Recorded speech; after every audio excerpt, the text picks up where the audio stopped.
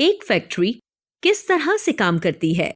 खैर, एक फैक्ट्री जो कई चीजों का निर्माण करती है, वो कई काम करती है, जैसे असेंबल करना, मॉडिफाई करना, पैक करना और फिर निर्माण की गई चीजों को ट्रांसपोर्ट करना। इसी तरह का प्रोसेस सेल में भी होता है। एंडोप्लाज्मिक रेटिकुलम नामक एक ऑर्गेनेल फैक्ट्री की तरह ही काम करता है, जो कुछ जरूरी पदार्थ बनाता है, जबकि गॉल्गी एपरेटस नामक दूसरा ऑर्गेनेल पैकेजिंग और ट्रांसपोर्ट करता है।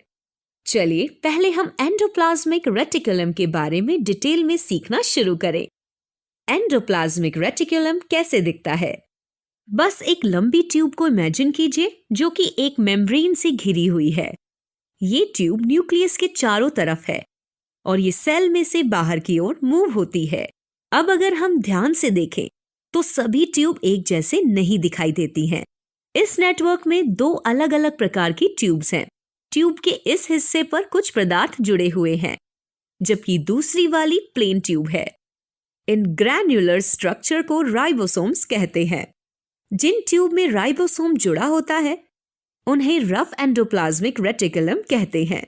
जी हाँ, अगर ट्यूब से राइबोसोम जुड़े हों तो उसे रफ एंडोप्लाज्मिक रेटिकुलम के रूप में रेफर करते हैं। और उस ट्यूब का क्या जिनसे राइबोसोम्स अटैच नहीं है? खैर, रफ का ऑपोजिट क्या है? जी हाँ, स्मूथ। तो इन ट्यूब्स को स्मूथ एंडोप्लाज्मिक रेटिकुलम कहते हैं। तो रफ एंडोप्लाज्मिक रेटिकुलम ट्यूब के सरफेस पर राइबोसोम की मौजूदगी दर्शाता है और स्मूथ दर्शाता है कि सरफेस समान है। खैर, ये दोनों ही ट्यूब पूरे सेल में एक नेटवर्क बनाते हैं। ये नेटवर्क किस लिए है?